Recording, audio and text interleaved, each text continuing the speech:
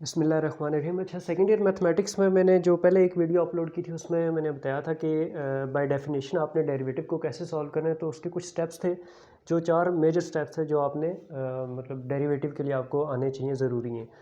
तो अब जो एक क्वेश्चन है हमारे पास, क्वेश्चन नंबर 1 का पार्ट नंबर 9 है। इसमें देखेंगे कि x की पावर m है, इसका हमने डेरिवेटिव लेना है। हमने इसको लेट कर लिया कि ये y के इक्वल है।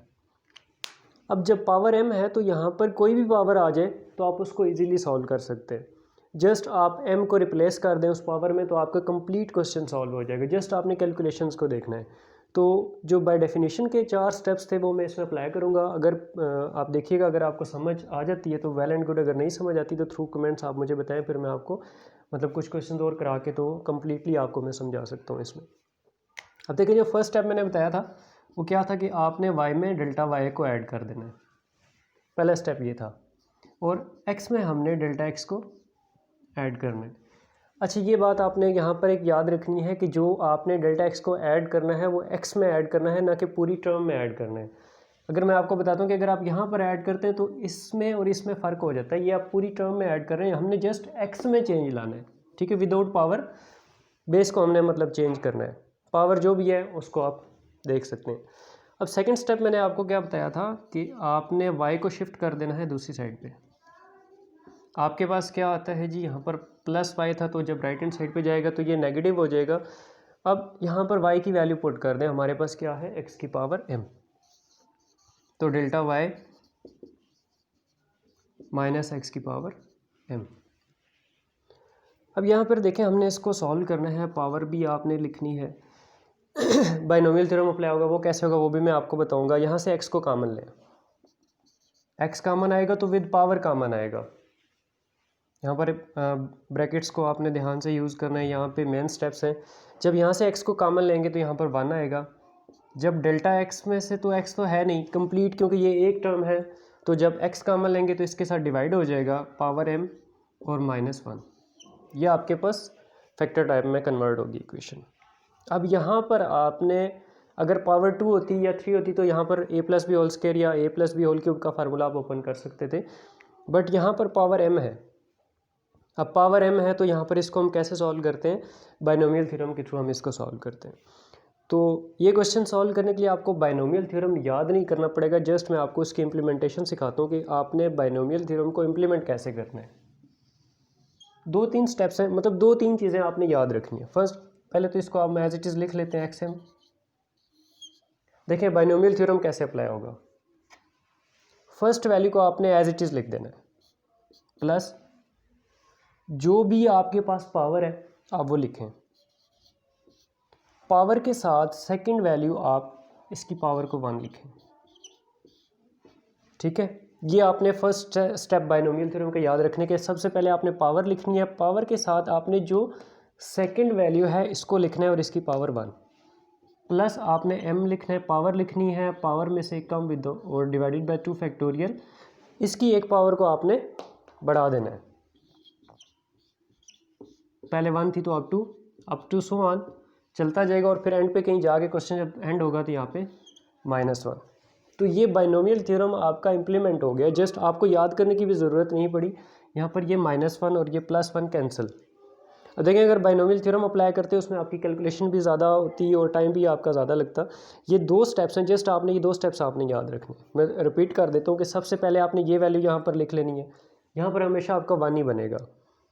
पावर लिखेंगे, पावर के साथ सेकंड वैल्यू लिखेंगे और इसकी पावर 1 करेंगे, प्लस पावर लिखी, पावर में से 1 माइनस किया, डिवाइडेड बाय 2 फैक्टोरियल, और ये जो सेकंड वैल्यू थी इसकी पावर 1 बढ़ा देनी है। पहले एक हमने पावर लिखी थी, फिर हमने इसको पावर 2 कर दिया, up two plus 1।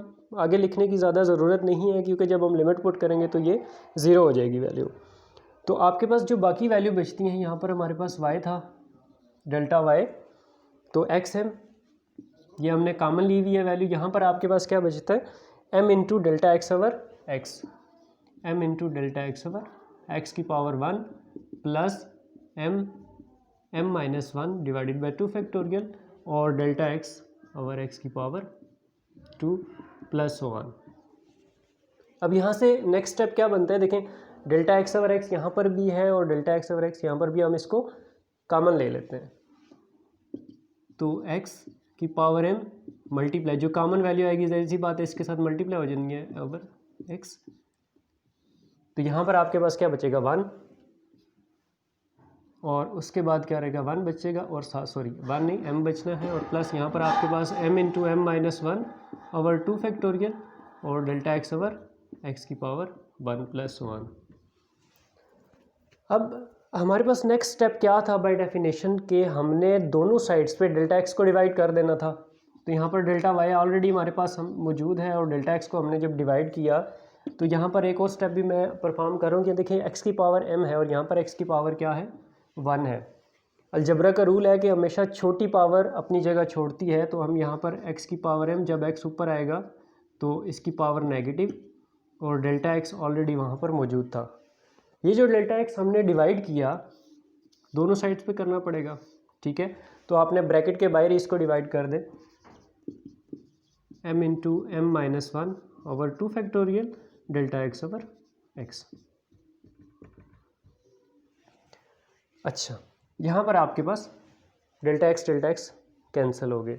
Next step मैंने आपको बताया था कि आपने डेल्टा x की जो लिमिट लेनी है बाय डिफ़ॉल्ट ये 0 लेनी है, delta y over delta x। अब यहाँ पर बेस सेम है तो पावर ऐड हो जाएगी m माइनस 1 और m plus m into m minus 1 divided by 2 factorial और delta x over x plus so on. अब इसका जो लास्ट स्टेप या जो नेक्स्ट स्टेप आप कह सकते हैं कि हमने डेल्टा x की लिमिट अप्लाई कर दें। आपने लिमिट दोनों साइड्स पे लिखनी है, ठीक है। यहाँ पर हम इसको limit delta x approaches to 0, limit आपने दोनों साइड्स पे एक साथ अप्लाई करनी है। अब अप्लाई कर देते हैं लिमिट को, तो आपके पास क्या बनेगा x की पावर m इंटू प्लस 0 कैसे, डेल्टा x जब 0 होगा 0 divided by any value 0 multiply any value 0, आपके पास m इंटू जो आंसर आता है m इंटू एक्स की पावर m माइनस 1, ये आपके पास आंसर आ गया। तो आंसर जो आपके पास आया है वो है limit delta x approaches to 0 delta y over delta x। मैंने कुछ स्टेप्स इसको रिपीट कर देता हूँ ताकि अगर कोई मतलब मिस्टेक हो या आपको समझने में कोई थोड़ा मसला हो तो आप इसको दोबारा देख लें। हमारे पास क्वेश्चन था y is equal to x की पावर m, हमने y में डेल्टा y को ऐड करना है और x में डेल्टा x को ऐड करना है। फिर हमने y को शिफ्ट किया, y की वैल्यू पुट कर दी, फिर हमने ये जो y की वैल्यू होगी ना आपने हमेशा इसी को कॉमन लेना है, कॉमन लिया। यहाँ पर 1 इसके साथ x नहीं था तो हम जो वैल्यू नहीं होती कॉमन लेने वाली वो डिवाइड हो गई। तो अब आपके पास यहाँ पर बाइनोमियल थ्योरम अप्लाई होता है। बाइनोमियल थ्योरम क्यों अप्लाई होता है कि यहाँ पर अगर 2 या 3 पावर होती तो हम उसका फार्मूला अप्लाई कर सकते थे, बट यहाँ पर पावर m है तो हम इस पर बाइनोमियल थ्योरम अप्लाई नहीं कर सकते, सॉरी फार्मूला अप्लाई नहीं कर सकते, बाइनोमियल थ्योरम अप्लाई करेंगे। तो बाइनोमियल थ्योरम अप्लाई करने का तरीका क्या है कि फर्स्ट जो वैल्यू है 1 है उसको आपने एज इट इज़ लिख देना है। नेक्स्ट स्टेप क्या करना है, जो पावर होगी वो आप लिखेंगे, पावर के साथ आपने सेकंड वैल्यू लिखनी है, ये फर्स्ट स्टेप है। प्लस फिर पावर लिखेंगे, पावर में से कम डिवाइडेड बाई 2 फैक्टोरियल और इसकी पावर 1 बढ़ा देंगे प्लस 1 और ये वाली वैल्यू -1 आपके पास आ जाएगी। ये -1 प्लस 1 कैंसिल, तो बाकी जो टर्म बचती है वो आपने जस्ट उसकी कैलकुलेशन करनी है। कैलकुलेशन क्या है, डेल्टा x ओवर x यहाँ पर भी है, यहाँ पर भी हमने कॉमन लिया, ये वैल्यू यहाँ से m और यहाँ से ये वैल्यू पावर 2 थी, जब वैल्यू कॉमन आएगी तो 1 पावर। अब नेक्स्ट स्टेप में हमने डेल्टा x को डिवाइड कर दिया और x की पावर 1 थी, यहाँ पर x की पावर m थी तो इसको हम ऊपर ले शिफ्ट कर दिया तो इसकी पावर नेगेटिव होगी। अब देखिए नेक्स्ट स्टेप में बेस सेम है, पावर ऐड हो जाएगी, x की पावर m माइनस 1 इंटू यहाँ पर m और ये वैल्यू आपके पास एज इट इज़। अगले स्टेप में हमने लिमिट को अप्लाई कर दिया 0 over x 0 multiply any value आपके पास 0, फिर जो हमारे पास आंसर बनता है वो m इंटू एक्स की पावर m माइनस 1।